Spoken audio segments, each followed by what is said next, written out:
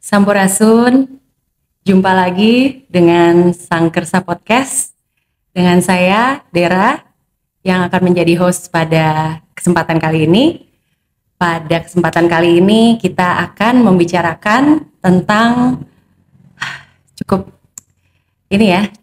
unik dan cukup menantang karena berhubungan dengan orang tua dan anak, yaitu pola asuh. Dan untuk itu kita kedatangan tamu pada hari ini yang juga adalah senior saya, yaitu Kang Nando. Sampurasun, Kang Nando. Rampes, Dera, Rahayu. Gimana kabarnya, Kang Nando? Baik, aku kan biasanya duduk di situ ya. Waduh, ini kita nggak ketukar? Nggak apa-apa. Gimana, kita mau bahas apa nih? Tadi dengar-dengar katanya tentang orang tua dan anak. Ada apa dengan orang tua dan anak? Orang tua dan anak. Boleh juga. Ya, jadi tolong boleh ceritakan mungkin tentang latar belakang Kang Nando. Teman-teman semua, Kang Nando adalah dari basicnya adalah dari psikologi. Makanya tadi saya bilang senior saya loh. Dan satu kampus ya? Iya, satu kampus ternyata ya. Iya. Dan beliau sudah lama bergerak di bidang konseling dengan tipe pribadi yang macam-macam. Dan kali ini kita akan spesifik ke pola asuh. Jadi bagaimana hubungan orang tua dan anak. Jadi kita mau bertanya nih, Kang Nando. Seperti apa sih pola asuh yang biasanya dikonsultasikan ke Kang Nando, dan terkait kasus-kasus apa ataukah problema atau mungkin berbagi sedemikian rupa sehingga mungkin orang tua atau mungkin anak sendiri yang merasa punya ketertarikan atau keingintahuan lebih, kok orang tua saya begini ya, atau misalnya orang tuanya, kok anak saya begini ya, apa ada yang bisa kita perbaiki atau bisa kita garap lebih jauh sehingga hubungannya jadi lebih enak gitu. Oke, Dera, memang cukup banyak ya orang tua yang mengalami kesulitan dalam pola asuh. Tapi untuk memulainya mungkin lebih baik kalau kita menyelaraskan dulu nih, apa sih yang dimaksud dengan pola asuh atau parenting itu. Karena gini, dengan maraknya pelatihan-pelatihan parenting di luar, ternyata sebagian besar peserta itu punya ekspektasi ketika mereka mengikuti pelatihan parenting, itu adalah bagaimana cara mereka untuk bisa membuat anaknya menjadi penurut. Jadi fokusnya sudah berbeda. Nah, maka kita perlu untuk menyelaraskan dulu bahwa yang dimaksud dengan pola asuh itu kan sebetulnya adalah bagaimana peran orang tua terhadap pengasuhan anak. Nah, di mana saat ini memang kita harus akui ya rada kurang. Karena dengan alasan kesibukan dan lain sebagainya, anak biasanya dititipkan. Entah itu ke babysitter atau ke daycare atau kemana lah. Intinya sangat minim interaksi antara orang tua dengan anak. Nah, itu dulu. Nah, kenapa disebutkan? Karena ini adalah hal yang penting. Adalah hal yang sangat penting sekali, di mana terkadang orang tua abai ya terhadap hal-hal seperti ini gitu, bahwa bagi orang tua yang paling penting adalah saya menyiapkan uang atau saya menyiapkan penghidupan yang baik untuk anak. Pendidikan dalam hal ini bukan mendidik anaknya ya, tetapi membiayai pendidikan si anak. Dalam hal ini adalah sekolah. Padahal anak itu pendidikan utamanya bukan di sekolah justru, tapi di rumah. Nah, fungsi pendidikan di rumah yang harusnya diisi oleh orang tua saat ini lebih banyak diisi oleh babysitter. Nah, maka kita perlu memahami dari situ dulu bahwa yang dimaksud dengan parenting atau pola asuh itu adalah bagaimana peran serta orang tua di dalam perkembangan anaknya. Berarti dalam pola asuh ini kita sepakati bahwa mesti ada dua faktor penentu, yaitu adalah orang tua dan anaknya sendiri. Dan ketika dibilang pola asuh atau parenting, berarti kan harusnya ada interaksi. Harusnya ada interaksi, dan bagaimana interaksi itu. Nah, mungkin boleh diceritakan Kang Nando, interaksi seperti apa selain yang tadi ya, selain bahwa orang tua menitipkan anaknya. Betul. Dan mungkin dia tidak memberikan sentuhan langsung kepada anaknya, sehingga apakah dalam yang Kang Nando temuin selama ini, apakah jarak itu yang membuat adanya masalah atau ada faktor lain gitu? Betul. Namanya interaksi pasti akan ada potensi konflik, pasti akan ada friksi di situ ya. Nah, tetapi idealnya interaksi orang tua dengan anak itu minim friksi, minim konflik. Nah, pertanyaannya begini, apa yang membuat kemudian di dalam interaksi orang tua dengan anak justru yang terjadi konfliknya yang membesar, bukan pemahamannya gitu ya. Nah, saya mau kasih ilustrasi gini. Dera kan punya handphone ya, walaupun nggak dibawa gitu ya. Mana handphone saya? Saya punya handphone ya. Nah, pernah punya handphone, sekarang nggak punya berarti. Kode banget sih. Ya, soalnya. Iya, itu kayaknya kode ya untuk dibeliin handphone, atulah tolong. Nah, gini. Ketika Dera ingin menghubungi saya, tetapi nomor yang dimasukkan bukan nomor saya. Katakanlah misalnya nomornya Kang Riki. Ya. Kira-kira bisa nyambung ke saya nggak? Enggak lah. Nggak bisa kan? Nah, maka seringkali yang terjadi pada saat orang tua berinteraksi dengan anak, nomor teleponnya salah. Waduh. Jadi nggak nyambung komunikasinya. Interaksi itu kan lebih ke arah komunikasi sebetulnya. Iya, komunikasi. Nah, untuk komunikasinya nyambung, maka nomor teleponnya harus benar. Nomor teleponnya harus tepat. Ya. Nah, seringkali dalam berinteraksi, orang tua itu salah memencet nomor telepon. Nah, nomor telepon itu apakah itu aspek suara kah, atau intonasi dalam berbicara kah, atau tujuan waktu mengajak bicara kah? Iya. Nah, nomor telepon itu sebetulnya lebih ke arah modalitas si anak. Modalitas si anak. Iya. Nah, kalau di video yang waktu saya wawancara Dera, itu kan saya sempat menyinggung soal modalitas sensori. Nah, ada 5 ya. Iya. Ada penglihatan, kemudian ada pendengaran, lalu kemudian ada kinestetik itu gerak, kemudian ada penciuman, dan ada pengecapan, seperti itu ya. Oke. Nah, tetapi dalam proses belajar yang dominan itu 3. Penglihatan, kemudian pendengaran, dengan gerak. Kalau bahasa kerennya mah visual, auditori, kinestetik, seperti itu. Nah, itu yang saya sebut dengan nomor telepon. Nah, seringkali yang terjadi, orang tua ngasih nasihat panjang lebar ke anak, anaknya visual. Aduh. Ya, masuk dari kuping kiri keluar kuping kanan. Itu juga kalau ada yang masuk. Pesannya tidak bisa dikodifikasi. Iya, anaknya nggak ngerti orang tua itu ngomong apa. Yang terjadi adalah anak menganggap bawel banget. Karena dia nggak cocok. Dengan cara itu.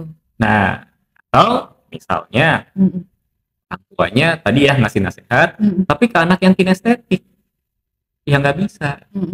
Nah, belum lagi kemudian dengan postur. Coba berapa banyak ya, mungkin teman-teman juga, yuk kita jujur pada diri sendiri. Berapa sering kita pada saat berkomunikasi dengan anak atau menasihati, tapi posisi kita di atas. Kan sudah jelas ya kalau anak terutama yang masih di bawah umur ya, dia katakanlah di bawah umur 9 tahun, sudah pasti secara postur lebih pendek dari kita dong, lebih kecil dari kita dong. Jadi kalau kita berdiri, walaupun anaknya berdiri, pasti kita akan lihat ke bawah. Serem kelihatannya. Nah, serem banget. Anak merasa terintimidasi di situ. Oke. Nah, pada saat orang dewasa juga ya, pada saat kita terintimidasi kan pasti kacau ya kondisi otak kita gitu. Langsung defense. Betul. Nah, boro-boro mau memproses. Yang terjadi adalah si anak sudah defense duluan. Jadi apapun yang diberikan oleh orang tuanya, hal pertama yang dilakukan adalah harus menolak dulu. Kenapa? Karena ya saya dalam keadaan ketakutan, saya dalam keadaan yang tidak nyaman. Nah, maka ada perlawanan. Betul. Nah, maka ada baiknya apabila kita ingin berkomunikasi dengan anak, buat nyaman dulu anaknya. Dengan cara, kalau saya ya, kebiasaan saya kalau saya mau ngobrol sama anak itu, terutama dulu, karena sekarang dia tingginya hampir sama kayak saya gitu ya, jadi udah aman lah. Tapi dulu ketika masih kecil saya selalu terbiasa untuk berjongkok. Jadi sama rata. Jarak pandangnya jadi sama. Betul. Satu berjongkok, dan karena anak saya kinestetik, jadi dia harus saya pangku sambil saya peluk. Jadi ada rasa sentuhannya. Betul. Seperti itu. Nah, itulah yang disebut dengan nomor telepon. Jadi jangan sampai salah. Karena setiap modalitas itu ada cara pendekatannya. Iya. Nah, berapa kali orang tua sering, mungkin Dera juga pernah ketemu ya orang tua yang mengatakan gini, saya tuh kasih hadiah ke anak nggak dihargain. Iya. Nah, karena yang suka dikasih hadiah itu hanya anak-anak visual. Oke. Sedangkan bayangin gini, ada sesuatu yang baru gitu ya. Iya, anaknya auditori, anaknya lebih dominan di pendengaran. Tapi kemudian orang tuanya kasih hadiah tanpa ada pembicaraan apapun. Karena sibuk ya mungkin ya. Aku udah pulang malam, kata orang tua mah gitu ya. Aku udah pulang malam, aku nggak punya waktu dan lain sebagainya. Sehingga hanya dikasih hadiah. Bagi si anak itu bukan suatu penghargaan, bukan. Barangkali bisa jadi untuk si anak itu adalah suatu penghinaan. Kenapa? Oh, waktu yang kamu gunakan untuk kerja hanya kamu hargain segitu. Waktu yang harusnya kamu habiskan dengan saya, bermain dengan saya, kamu hanya ganti dengan itu. Jadi nggak berasa lah itu si anak. Nggak nyambung lah itu teleponnya. Betul. Tapi kalau untuk anak yang visual atau penglihatan, oh dia akan seneng banget. Dia akan, waduh, ayahku tuh inget ya sama aku ya, perhatian ya sama aku ya. Untuk auditori nggak mempan, karena auditori itu dia harus ada kata-kata rayuan, harus dinyamankan lah telinganya. Nah, kinestetik juga berbeda. Kinestetik digombalin nggak mempan, digombalin dikasih hadiah nggak mempan. Dia harus disentuh, harus dipeluk gitu ya, banyak dibelai dan lain sebagainya. Seperti itu. Nah, dari situ baru kemudian kita terapkan lagi nih, bagaimana kita menyusun kata-kata, bagaimana menggunakan intonasi suara supaya si anaknya merasa nyaman. Itu nomor teleponnya tadi. Jujur jadi curiga. Kamu mah curigaan ya orangnya, Mang. Apalagi tadi kan nih orang tua saya anak ya. Astaga. Nah, ini saya curiga nih, anaknya curiga sama orang tuanya. Orang tuanya menyadari nggak modalitasnya masing-masing? Nah, seringkali mungkin gini ya, kalau kita mau berpikiran positif, bisa jadi orang tuanya memang tidak punya pengetahuan, atau ya tidak peduli aja. Nah, tidak peduli juga kadang-kadang kita juga harus paham nih. Nggak peduli kadang-kadang kan alasannya, aduh nggak punya waktu lah, udah lelah lah dan lain sebagainya. Tapi kita harus sadar bahwa itu semua hanya sekedar alasan. Karena prinsipnya gini, anak-anak itu tidak pernah minta dilahirkan. Mereka bisa lahir itu karena perbuatan orang tuanya. Perbuatan? Iya dong, kan kalau orang tuanya tidak berbuat, anaknya tidak lahir, betul ya? Iya. Nah, karena perbuatan orang tuanya, maka anak itu lahir. Iya. Nah, maka sudah menjadi kelaziman bahwa urusan tubuh kembang anak itu adalah tanggung jawab orang tua. Tidak bisa digantikan oleh siapapun. Kenapa kira-kira nggak bisa diganti, Dera? Nggak bisa digantikan oleh siapapun karena yang mengundang anak itu adalah orang tuanya. Betul. Tapi kalau kita boleh ilustrasikan, coba bayangkan gini. Bayangkan di dalam tubuh anak itu ada 2 buah baterai. Satu baterai hanya bisa diisi oleh ayah. Satu baterainya lagi hanya bisa diisi oleh ibu. Nah, pada saat kedua baterai ini penuh, maka anak itu akan fungsional, anak itu akan menjadi baik, anak itu akan menjadi anak yang berdaya gitu ya. Nah, tapi satu aja tidak imbang, maka terjadi kekacauan. Nah, sekarang bayangkan kalau baterainya dua-duanya kosong, diisinya sama pembantu atau babysitter. Maka kita nggak usah heran kalau zaman sekarang dibanding zaman saya dulu ya, kok lebih banyak anak yang bermasalah,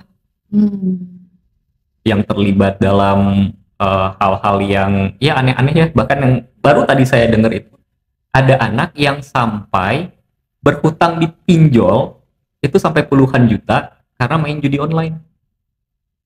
Anaknya itu masih SD, 8 tahun kurang lebih usianya. Kan main anak itu ya. Kenapa bisa seperti itu? Apakah karena anaknya memang senakal itu? Ya, anak 8 tahun apa sih pemikirannya? Tapi saya curiganya. Ya, diberikan fasilitas. Satu, diberikan fasilitas tanpa dibatasi, tanpa diawasi. Yang kedua, itu adalah bentuk kompensasi dari pencarian perhatian terhadap orang tua. Karena begitu dia punya masalah, ada, pinjolnya sampai puluhan juta nih. Emang siapa yang akan membiayai, siapa yang akan bayar? Kan pasti orang tuanya. Dari rekeningnya siapa ya? Nah, dengan itu dia mendapatkan perhatian. Karena jangan salah loh, anak-anak itu mencari perhatian dengan segala cara. Kalau saya tidak bisa mendapatkan perhatian dengan cara yang baik, dimarahin pun nggak apa-apa asal saya diperhatiin. Jadi dia kurang bisa merasakan manakah yang sesuai, mana yang kurang sesuai. Betul. Pokoknya hajar aja, yang penting saya dapat perhatian. Nah, orang tua penting untuk bisa melihat hal tersebut. Apa sih yang kurang? Nah, inilah pentingnya dialog dengan anak. Cuma sekarang rasa-rasanya banyak yang tidak mau dialog dengan anaknya. Karena biasanya anak kecil tahu apa sih, nurut aja sama orang tua. Biasanya seperti itu. Jangan dong, jangan gitu dong, ya, Pak. Padahal kan anak itu punya keinginan sendiri yang perlu juga dihargai. Mungkin anak itu tidak selalu benar ya. Karena jangan sampai gini juga, jangan sampai teman-teman di rumah karena mendengarkan ini jadi permisif. Setelah dibolehin, yang kacau juga kalau seperti itu, bukan yang seperti itu. Bahkan ada yang nanya ke saya gini, saya pernah nggak marahin anak saya? Tanya aja sama nanti kalau anak saya datang ke sini, tanya. Saya tuh sering marahin anak saya gitu. Tetapi harus ada alasan jelas kenapa saya marah, dan saya tuh marah ya begini aja, sama kayak ngomong begini itu tuh saya udah marah gitu. Tapi saya kasih tahu bahwa saya tuh lagi marah tanpa saya harus teriak-teriak. Karena prinsipnya gini ya, jadi banyak orang yang karena mungkin baca buku parenting dan lain sebagainya, terus kemudian katanya ada sebuah penelitian bahwa bentakan pada anak itu akan merusak sistem syaraf dan lain sebagainya. Jutaan sistem syaraf akan rusak pada saat anak dibentak, dan pada saat anak dipuji atau mendapatkan penghargaan itu hanya ratusan ribu yang muncul, sehingga tidak boleh membentak. Iya, saya nggak tahu itu penelitian benar atau enggak, gitu kan. Tapi artinya gini, banyak orang yang kemudian terpengaruh dengan kalimat tersebut sehingga akhirnya jadi permisif.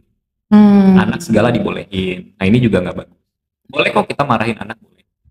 Ya, tetapi yang perlu diingat bahwa kita tidak boleh marah-marahkan. Karena beda ya, marah dengan marah-marah.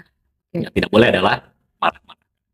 Nah, coba kita belajar. Dilakukan aja di rumah kalau mau ini juga ya. Gimana Kang belajar ya Kang? Belajar untuk di rumah. Kalau Dera waktu itu mengatakan belajar untuk menunda respon. Nah, terus yang kedua, kita belajar untuk kenal dengan anak, karena terus terang banyak orang tua yang nggak kenal sama anaknya. Gitu ya. Jadi hobinya anaknya apa, sukanya ngapain, kalau tidur ngadep kemana. Iya. Yang orang tua, kebanyakan orang tua tahu itu kelemahan anak, makanya suka bandingin. Oh, kamu tuh ibunya si ini, anaknya si ibu ini lebih pintar dari kamu. Itu aja yang orang tua tahu, tapi potensi anak dan lain sebagainya jarang ada yang tahu. Nah, sehingga yuk kita mulai belajar bagaimana kita mengenali anak, mengenali potensi anak, terutama nomor telepon tadi. Karena dengan nomor telepon tadi kita akan terhindar dari memberikan label terhadap anak. Label-label bahaya yang nakal dan lain sebagainya. Anak kinestetik itu paling kasihan karena paling sering dituduh hiperaktif. Kelihatannya gerak terus, nggak bisa diem, tapi orang tuanya maunya dia diem. Betul. Lah, nggak nyambung. Bukan hiperaktif, dia memang kinestetik aja. Nah, untuk tahu anak itu hiperaktif atau tidak, ya harus ada pendegakan diagnosa, tidak bisa pakai Mbah Google. Jangan kita langsung menyebutkan anak begini atau anak begitu hanya dari beberapa hal aja gitu ya, beberapa hal yang dilihat. Bener. Ini sangat luar biasa karena baru kebayang bahwa antara orang tua dan anak itu mesti punya channel gitu. Mesti punya channel yang serupa gitu, sehingga nyambung. Kalau nggak nyambung, ya bukan salah siapa-siapa. Dilihat lagi apa sih yang masih belum nyambungnya. Nah, untuk penutup nih ya, Kang Nando, nuhun pisan. Boleh nggak sih? Boleh nggak sih, Papa nuhun pisan. Aku dimengerti. Bisa nggak sih kita punya satu esensi ya antara orang tua dan anak? Ya kan kita sebutnya kasih sayang gitu ya. Tapi dalam keseharian yang simple aja, satu hal aja yang bisa dilakukan oleh orang tua ketika mungkin mendengar ini, mungkin mau melakukan penyambungan lagi dengan anaknya, atau anaknya mungkin yang mau menyambung lagi dengan orang tua, apa sih satu hal aja? Kalau anak nyambung ke orang tua rada sulit. Karena biasanya kalau sampai anak terdisconnect oleh orang tuanya, ini pasti ada satu masalah yang besar.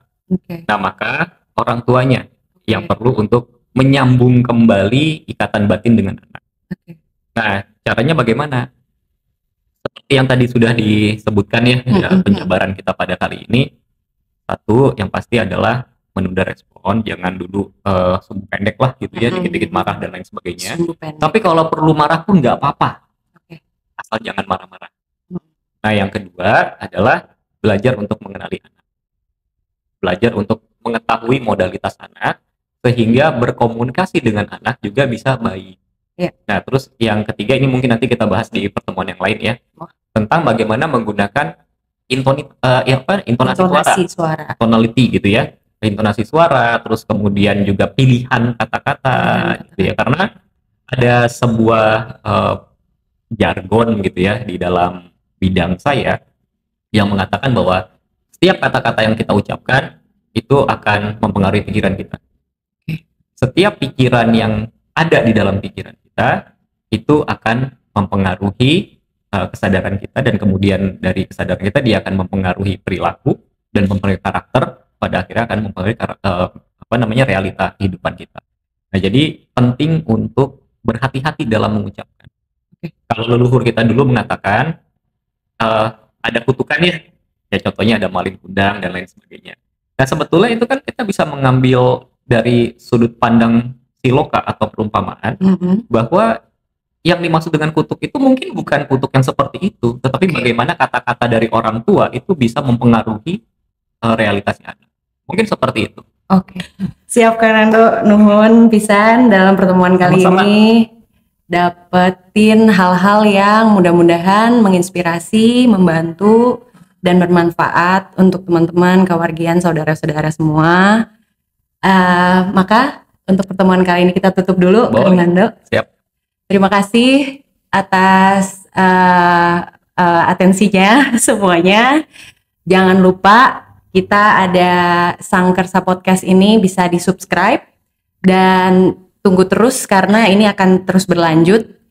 Dan jangan bosan-bosan ya sama kita yang kelakuannya begini ya. Sampurasun semuanya. Sampurasun, rahayu. Rahayu.